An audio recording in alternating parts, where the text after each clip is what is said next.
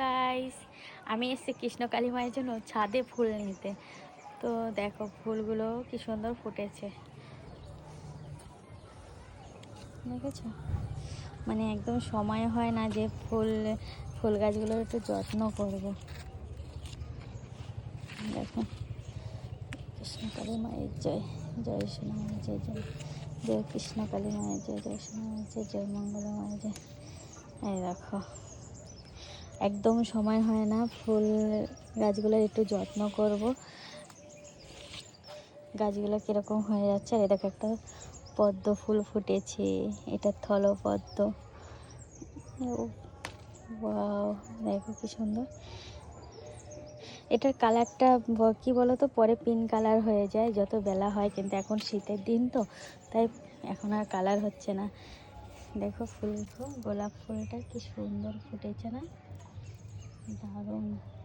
গাছগুলোর একদম যত্ন করতে পারছি না আমি, আমার একদম সময়ও হচ্ছে না যে ছাদে আসবো, একটু গাছগুলো একটু খাবার দেবো, একটু যত্ন করব।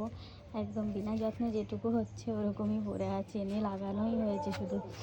আমার ছাদটা তো দেখো কি অবস্থা, এত নোংরা হয়েছে, পরিষ্কার করবো একটু, সেই সময়টা আমার হচ্ছে না। দেখো ফুলগুলো জাস্ট ওয়াও, দারুণ।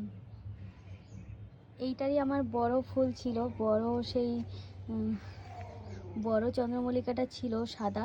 তো সেই ফুলটা কি হয়েছে বলো তো, গাছটা না মরে গেছে, গাছগুলো একটাও বেঁচে নেই। এই গাছগুলো সে আমার ননদের বাড়ির থেকে এনে ডাল লাগিয়েছিলাম, তো সেই গাছগুলোতেই ফুল ফুটে আছে দেখছি। দেখো এদিকে, দেখো লেবু গাছে কটা লেবু হয়েছে।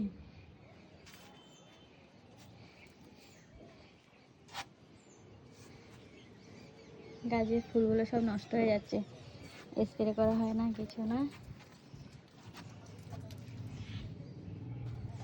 তুমি এখান থেকেও কটা চন্দ্রমল্লিকা নিয়ে নিই মায়ের জন্য। দেখেছো কি সুন্দর ফুটেছে, ওয়াও।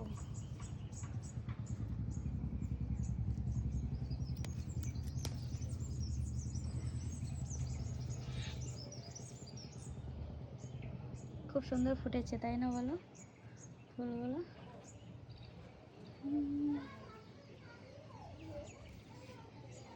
তো আমার ফুল নেওয়া হয়ে গেছে মায়ের জন্য, তো ফুলগুলো নিয়ে এবার আমি পুজো দিতে যাব।